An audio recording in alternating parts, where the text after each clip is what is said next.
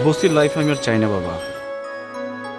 আসলে বাবা, আমি আমার ঠিকানাবিহীন জীবন ঘোচাতে চাই। এতিম ঠিকানাবিহীন বাচ্চাদের কাছ থেকে অনেক দূরে চলে যেতে চাই। Good morning sir. Good morning. যাচ্ছ? ঠিক আছে।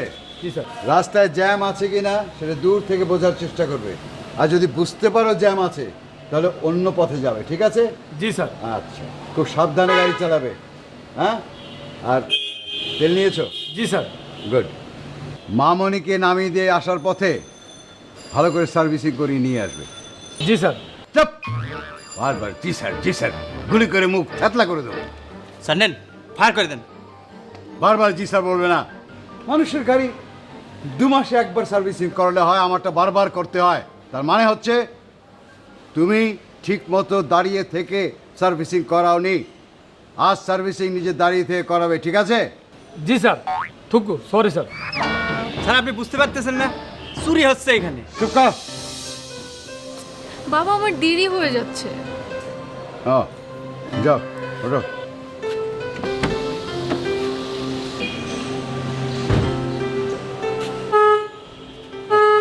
স্যার ওখানে হর্ন বাজছে। এই বেরো বেরো বেরো। অকারণে হর্ন বাজালি কেন? বাবা দেখো, তোমার যদি কিছু বুঝাতে হয় ড্রাইভারকে বাসায় নিয়ে যেয়ে বুঝাও, আমি কলেজে যাই। এই বোকার মতো দাঁড়িয়ে আছিস কেন? যা ওঠ, স্টার্ট কর, যা ওঠ, থাম, যা।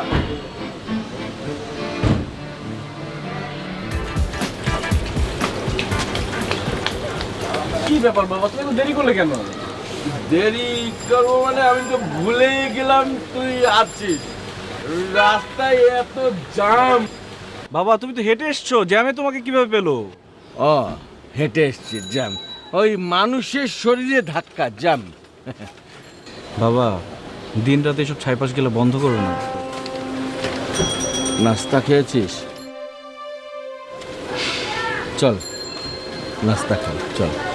বাবা, আধা ঘন্টা পরে আমার ক্লাস। তাহলে টাকা দে, আমি নাস্তা খেয়ে তোর জন্য নিয়ে কলেজে যাব। তার আর কোনো দরকার নেই, আমি নাস্তা করে এসেছি। এই নাও টাকা, নাস্তা করে নিও। এনো। আর 50টা টাকা দে না। বাবা, 50 টাকায় অনেক সুন্দর নাস্তা হয়, জানো তো তুমি, না? আর শোনো, মেসে আর থাকা সম্ভব হচ্ছে না, ভাবছি একটা ছোট বাসা নিব, সেখানে উঠে যাব, তুমিও থাকবে। কাছে এক কাজ কর, তুই কত টাকা বাড়িয়ে দিস, এই আমি বস্তিতে বড় দেখে একটা রুম নেব, সেখানে আমরা বাপে পুতে 2 ভাই থাকবো। বাবা তুমি কি বলো? আমি একজন কলেজের শিক্ষক, কত স্টুডেন্ট আসে আমার কাছে, আমি বস্তিতে গিয়ে থাকবো?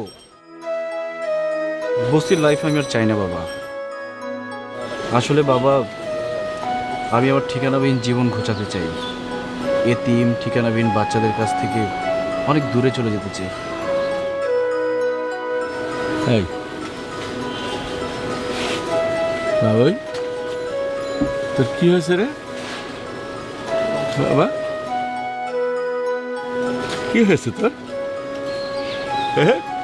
কিছু হয়নি বাবা, সময় পরিবর্তনের সাথে সাথে নিজেদেরও পরিবর্তন করতে হয়, না হলে পিছিয়ে পড়বো। তোমার সাথে এইসব কথা বলা মানে হচ্ছে টাইম ওয়েস্ট করা। আমি এক বাসা খুঁজে বের করি, তারপর তোমাকে নিয়ে যাব, তখন কিন্তু না করতে পারবে না। বলে কি ছেলেটা, আমি তো বস্তি ছেড়ে গেলে তো দম বন্ধ হয়ে মরেই যাব। আমি পারবো না, তোর যেখানে খুশি তুই সেখানে থাক, আমি বস্তিতে সানসার মতো থাকবো। আমি এসব কথা শুনবো না। আর শোনো, তুমি কিন্তু নাস্তা করে নিও, ঠিক আছে?